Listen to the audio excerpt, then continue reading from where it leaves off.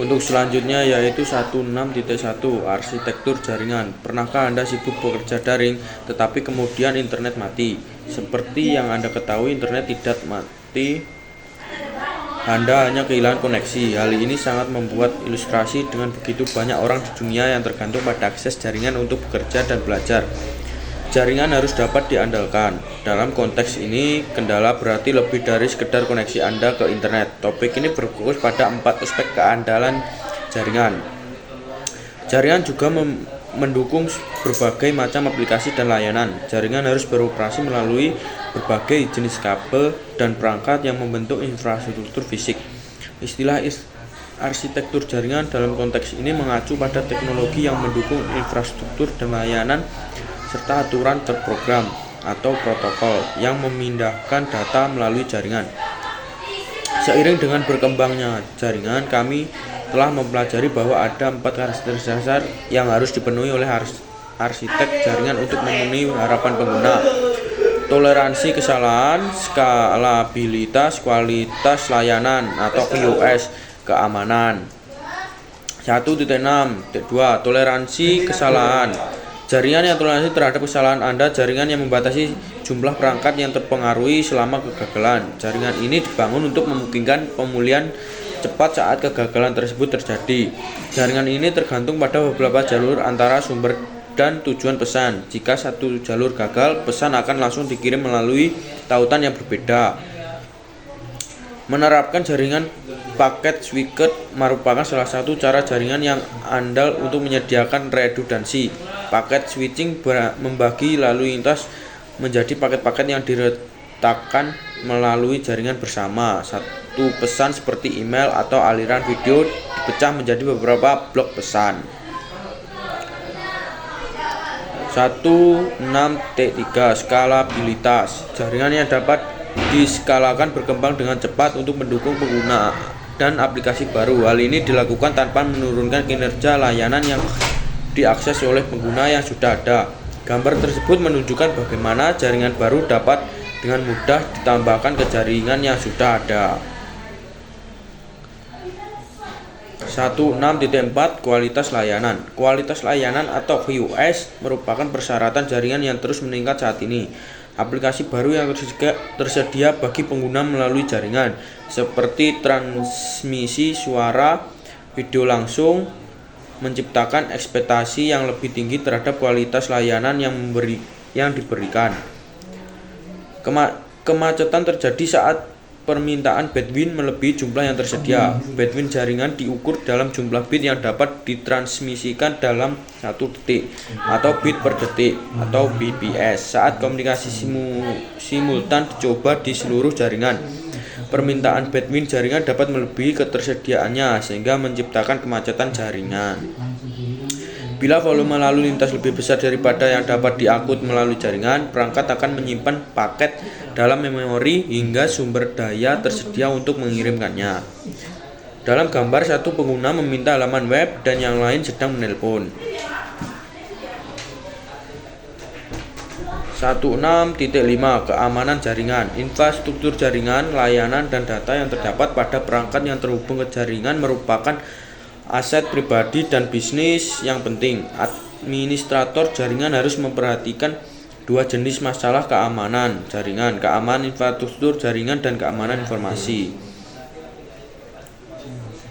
Administrator jaringan juga harus melindungi informasi yang terdapat dalam paket yang dikirimkan melalui jaringan dan informasi yang tersimpan pada perangkat yang terhubung ke jaringan untuk mencapai tujuan keamanan jaringan. Ada kerahasiaan, integritas, dan ketersediaan. Oke, untuk selanjutnya 17.1 Tren terbaru. Anda kini telah mengetahui banyak hal tentang jaringan apa yang membentuknya. Berbagai jaringan menghubungkan kita dan ada yang dibutuhkan untuk menjaga keandalannya. Namun jaringan seperti hal lainnya terus berubah. Seiring dengan munculnya teknologi baru dan perangkat pengguna akhir di pasaran, bisnis dan konsumen harus terus menyesuaikan diri dengan lingkungan yang terus berubah-ubah. Ada beberapa jaringan yang mengaruhi organisasi dan konsumen. bawa perangkat Anda sendiri, BYOD, kolaborasi daring, komunikasi video, dan komputasi awan. 1.7.2 bawa perangkat Anda sendiri, BYOD. Konsep perangkat apapun untuk konten apapun dengan cara apapun merupakan tren global utama yang membutuhkan perubahan signifikan pada cara kita menggunakan perangkat dan menghubungkannya dengan aman ke jaringan. Ini disebut Bring Your Own Device atau BYOD. BYOD berarti perangkat apapun dengan kepemilikan apapun yang digunakan di mana saja. 1.7.3 kolaborasi daring. Individu ingin terhubung ke jaringan, tidak hanya untuk mengakses aplikasi data, tetapi juga untuk berkolaborasi satu sama lain. Kolaborasi didefinisikan sebagai tindakan bekerja sama dengan satu beberapa orang lain dalam proyek bersama. Alat kolaborasi seperti Cisco WebEx yang ditunjukkan pada gambar memberi karyawan, siswa, guru, pelanggan, dan mitra cara untuk langsung terhubung, berinteraksi, dan mencapai tujuan mereka. Cisco WebEx Teams adalah alat kolaborasi multifungsi yang memungkinkan Anda mengirim pesan instan ke satu orang atau lebih, memposting gambar, dan memposting video serta tautan. Setiap ruang tim menyimpan riwayat semua hal yang diposting di sana. Selanjutnya 1.7.4 komunikasi video. Aspek lain dari jaringan yang penting bagi upaya komunikasi dan kolaborasi adalah video. Video digunakan untuk komunikasi, kolaborasi, dan hiburan. Panggilan video dilakukan ke dan dari siapapun yang memiliki koneksi internet dimanapun mereka berada. Konversi video merupakan alat yang ampuh untuk berkomunikasi dengan orang lain, baik secara lokal maupun global. Video menjadi persyaratan penting untuk kolaborasi yang efektif karena organisasi berkembang melampaui batas geografis dan budaya. 1.7.5 video Cisco WebEx untuk Windows. Selanjutnya 1.7.6 komputasi awan.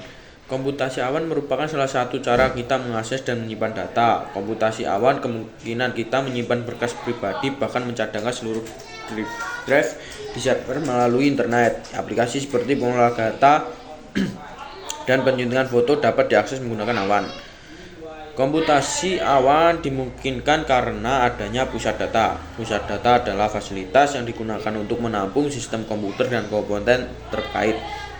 Pusat data dapat menempati satu ruangan di sebuah gedung, satu lantai atau lebih, atau seluruh gedung seukuran gudang.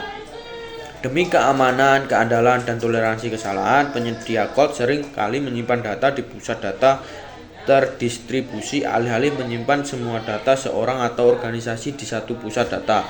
Data tersebut disimpan di beberapa pusat data di lokasi yang berbeda. Ada 4 jenis utama awan: awan publik, awan pribadi, awan hibrida, dan awan komunitas seperti yang ditunjukkan dalam tabel. 1.7.7 Tren teknologi di rumah. Tren jaringan tidak hanya mempengaruhi cara kita berkomunikasi di tempat kerja dan sekolah, tetapi juga mengubah banyak aspek di rumah. Tren rumah terbaru termasuk teknologi rumah pintar. Teknologi rumah pintar terintegrasi ke dalam peralatan sehari-hari yang kemudian dapat terhubung dengan perangkat lain untuk membuat peralatan lebih pintar atau otomatis. Misalnya Anda menyiapkan makanan dan menaruhnya di oven untuk dimasak sebelum meninggalkan rumah pada hari itu.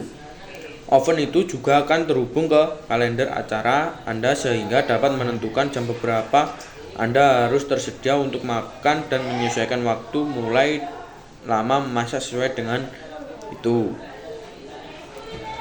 Oven mengirimkan pesan peringatan kepada Anda atau seorang yang Anda tentukan bahwa makanan sudah matang dan memanas. Teknologi rumah pintar ini tengah dikembangkan untuk semua ruang di dalam rumah. Teknologi rumah pintar akan semakin umum seiring dengan berkembangnya jaringan rumah dan teknologi internet berkecepatan tinggi. 1.7.8 Jaringan Powerline. Jaringan Powerline untuk jaringan rumah menggunakan kabel listrik yang ada untuk menghubungkan perangkat seperti yang ditunjukkan pada gambar. Dengan menggunakan adaptor Powerline standar, perangkat dapat terhubung ke LAN dimanapun terdapat stop kontak listrik, tidak perlu memasang kabel data, dan hanya sedikit atau tidak ada listrik tambahan yang digunakan dengan menggunakan kabel yang sama menyalurkan listrik. Jaringan powerline sangat berguna saat titik akses nirkabel tidak dapat menjangkau semua perangkat di rumah. Jaringan powerline bukanlah pengganti kabel khusus dalam jaringan data, akan tetapi jaringan ini merupakan alternatif ya saat kabel jaringan data atau komunikasi nirkabel tidak memungkinkan atau tidak efektif. Selanjutnya 1.7.9 pita lebar nirkabel. Di banyak daerah di mana kabel dan DSL tidak tersedia, nirkabel dapat digunakan untuk terhubung ke internet. Penyedia layanan internet nirkabel. Penyedia layanan internet nirkabel WISP adalah ISP yang menghubungkan pelanggan ke titik akses atau hotspot yang ditentukan menggunakan teknologi nirkabel serupa yang ditemukan di jaringan area lokal nirkabel atau WLAN rumah. WISP lebih umum ditemukan di lingkungan pedesaan tempat layanan DSL atau kabel tidak tersedia. Layanan pita lebar nirkabel. Solusi nirkabel lain untuk rumah dan usaha kecil adalah pita lebar nirkabel seperti yang ditunjukkan pada gambar. Solusi ini menggunakan teknologi seluler yang sama dengan telepon pintar. Antena dipasang di luar rumah untuk menyediakan konektivitas nirkabel atau kabel bagi perangkat di rumah. Di banyak daerah, jaringan pita lebar nirkabel rumah bersaing langsung dengan layanan DSL dan kabel.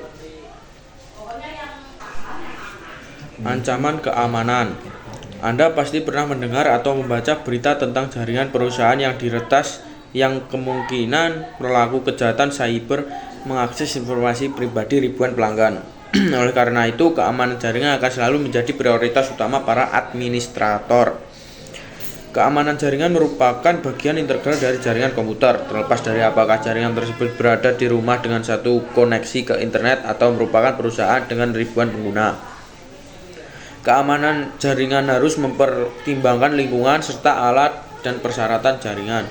Keamanan jaringan harus dapat mengamankan data sambil tetap memberikan kualitas layanan yang diharapkan pengguna dari jaringan.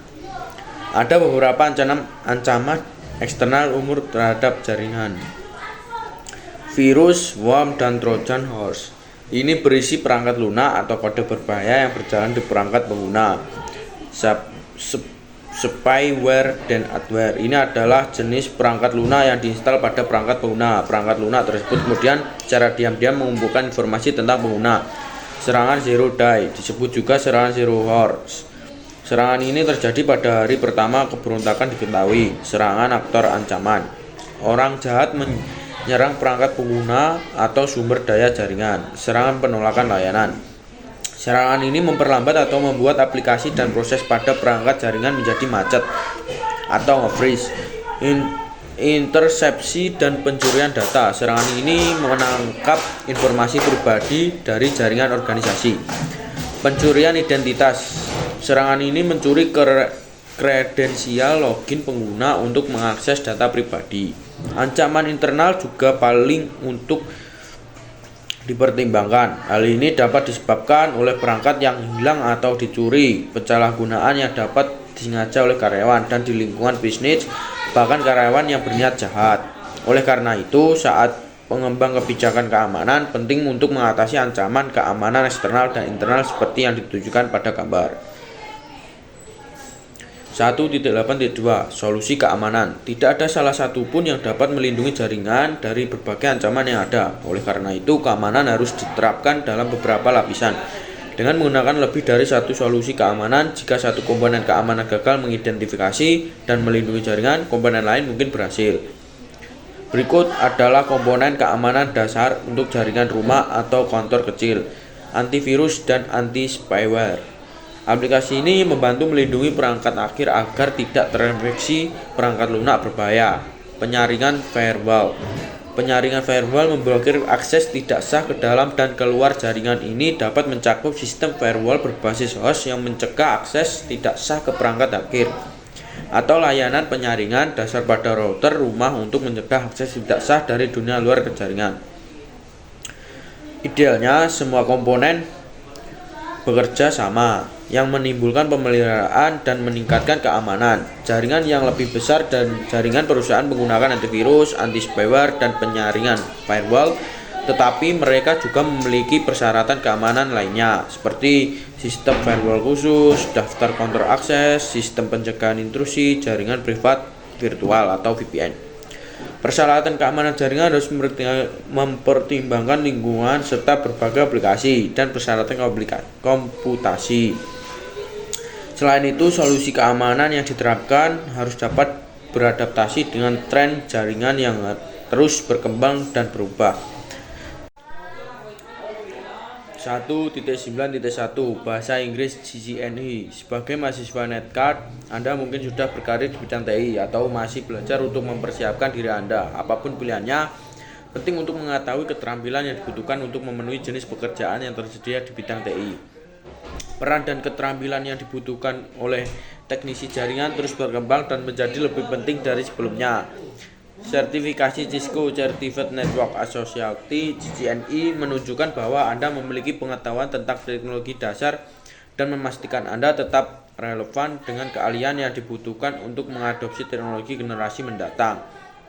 CCNE yang dikonsolidasi dan diperbarui untuk teknisi jaringan terdiri dari 3 kursus dan 1 ujian yang mencakup topik-topik mendasar untuk semua teknologi jaringan. Ada sertifikasi DevNet baru di tingkat asosiasi, spesialis, dan profesional untuk memvalidasi keterampilan pengembangan perangkat lunak Anda. Tersedia pilihan sertifikasi spesialis untuk memvalidasi keterampilan Anda sesuai dengan peran dan minat pekerjaan Anda. Ini termasuk sertifikasi Cisco Enterprise Advanced Infrastructure Specialist. Anda dapat memulai dari manapun yang Anda inginkan. Tidak ada persyaratan untuk mulai memperoleh sertifikasi tingkat asosiasi, spesialis, profesional, atau ahli.